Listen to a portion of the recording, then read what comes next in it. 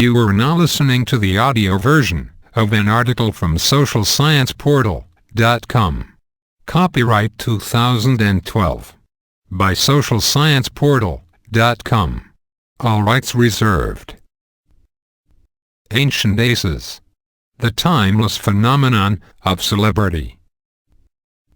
Celebrities. Everyone these days knows who they are. Everyone has an opinion about them. And although they may not be inclined to admit it, most people in some way also want to be like them.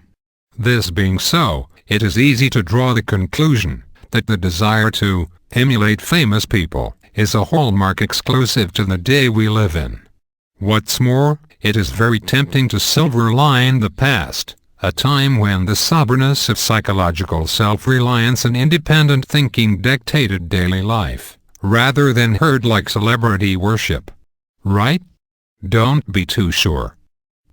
At face value, it may of course seem like a pretty open and shut case. Modern society's social fabric is deteriorating at the hands of the mainstream media, the malicious agent solely responsible for elevating, often undeserving, famous people, to virtual gods.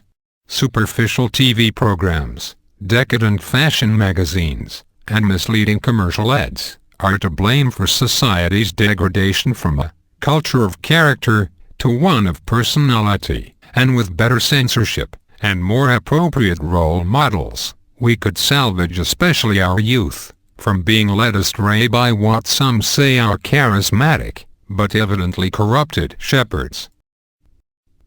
Scrutinizing this take on celebrity worship, what one quickly finds is that the argument outlined is as insufficient as it is flawed. The fact is that, in the wake of the information age, the catapulting of pop cultural figures from mere dignitaries to full-blown rock stars hasn't necessarily been due to policymakers taking bad turns. Nor has it been due to the heinous actions of a few bad apples steering teenagers onto a path with scarce morals. It has, in many respects, been inevitable. Particularly over the last few generations, modern society has gone through a series of profound sociological changes, most of which are indisputable. One has been the steady rise of economic wealth. Another has been the declining, at least social, influence of political and religious leaders. A third, perhaps the most controversial, has been the weakening of family bonds. All of these factors are in a sense catalysts of society's active effort to extol what is in layman's terms called coolness. Just consider the following. To begin with, increased financial means have facilitated a more leisure-oriented lifestyle, which has entailed a decreased need to preoccupy oneself with the own life, and more so, with those of others. Meanwhile, the diminished social focus on political and religious leaders has left a void for a new type of leaders to fill.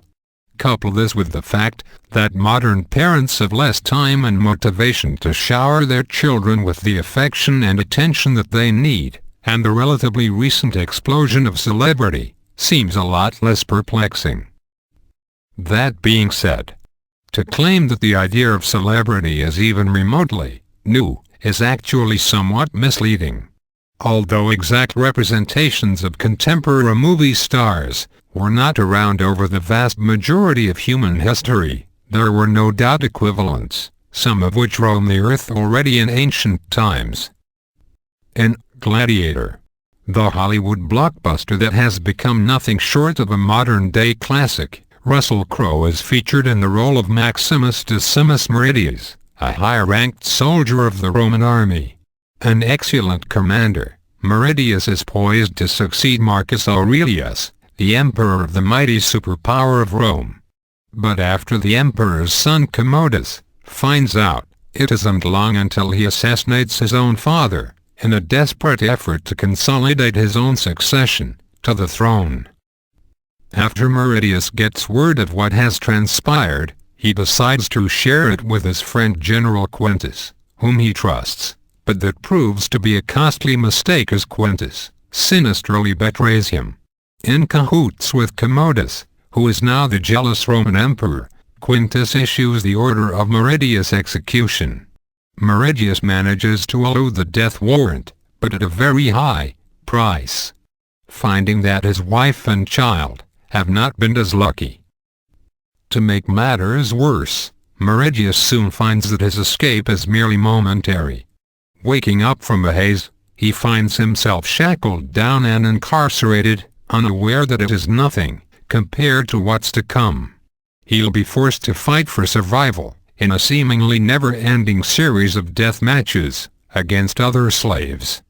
To add insult to injury, he does this not to serve any military benefit, but simply to appease a huge crowd of spectators gathered at the Colosseum where the fights take place, a noble Roman tradition upheld by the emperor. Starting off, Meridius isn't the most entertaining gladiator on the field, nor is he the most successful. But this quickly changes. After realizing that there is, in fact, a way to beat the game, Meridius suppresses his despair, and does everything in his power to become not only the best gladiator he can, but the greatest showman. To everyone's amazement, he manages to fend off any challenge thrown at him.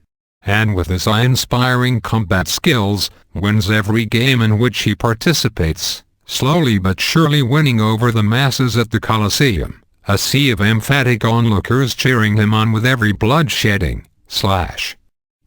In proving himself unbeatable, Meridius eventually defeats the whole purpose of Emperor Commodus bringing him there.